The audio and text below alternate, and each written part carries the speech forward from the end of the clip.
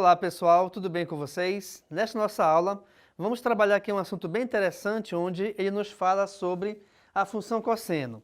Eu vou iniciar aqui a aula analisando graficamente essa função cosseno, certo?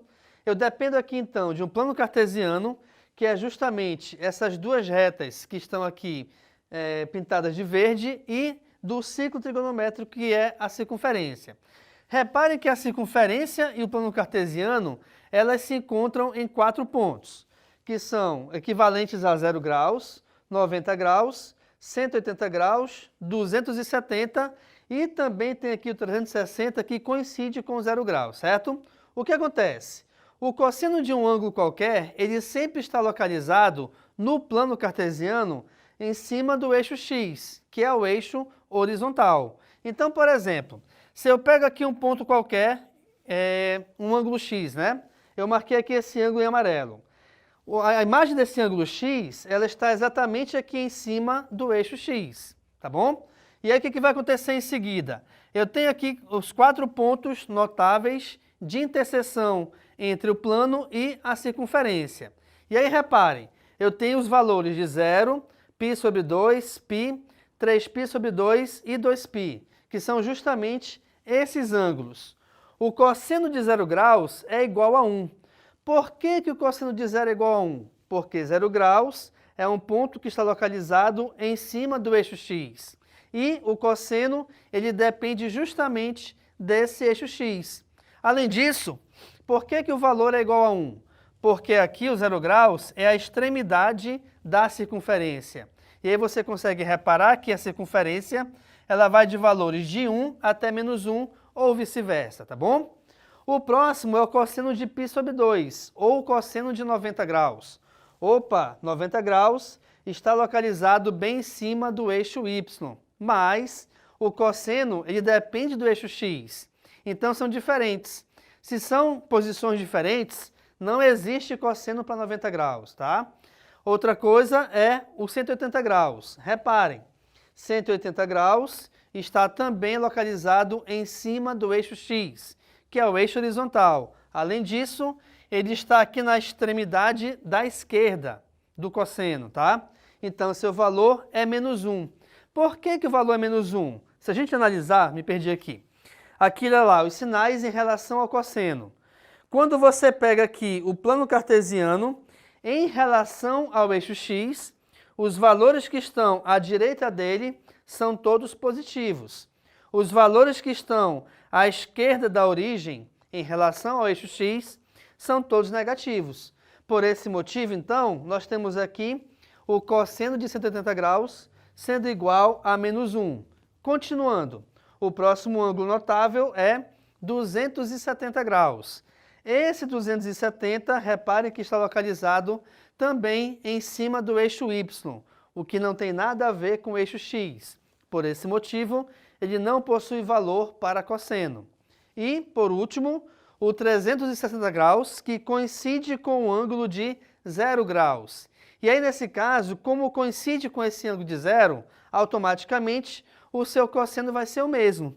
Logo, então, como 0 graus possui cosseno de x igual a 1, 2π também terá o valor igual a 1.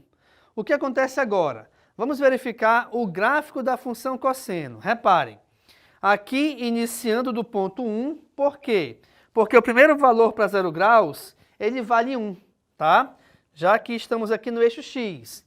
Então o gráfico começa do ponto 1, ele vai decrescendo até chegar a 90 graus. Como 90 graus não existe valor, então ele se localiza aqui em cima aqui do eixo, ele decresce mais um pouco, e aí repare que ele vai para menos 1 para o 180. Por esse motivo que eu tenho então aqui a posição do gráfico exatamente na direção do menos 1, ok? E aí o gráfico torna a subir novamente. E aí, pessoal, esse gráfico ele possui o período igual a 2π. Por que o período é igual a 2π? Porque a cada 2π, ele vai repetindo sempre o mesmo gráfico. E esse gráfico da função cosseno, ele é chamado de senoide. Por que o nome é o mesmo? Porque o gráfico é o mesmo, é uma onda. A única diferença é onde inicia, tá? Na função seno, ele inicia aqui do 0. na função cosseno, inicia aqui do 1, mas de qualquer forma, a senoide é a mesma. E, além disso, você repara que a imagem, ela vale de quem? A imagem vai de menos 1 até 1. Por quê? Porque são justamente os extremos aqui do ciclo trigonométrico, tá? Então, a imagem do cosseno vai de 1 até menos 1 ou vice-versa. O que quer dizer, então, a imagem ir de menos 1 até 1? Quer dizer que o maior valor que um cosseno de um ângulo pode assumir é 1. E o menor valor que um cosseno de um ângulo pode assumir é menos 1. Logicamente que estamos trabalhando com valores entre 0 e 360 graus, perfeito?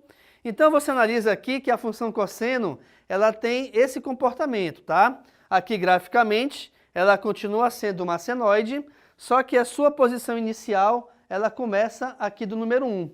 Onde é que de repente a gente consegue analisar e verificar onde existe uma função cosseno? As pessoas, né, que trabalham com geologia e meteorologia, elas conseguem identificar de repente a situação de surgimento de um tsunami, por exemplo, né?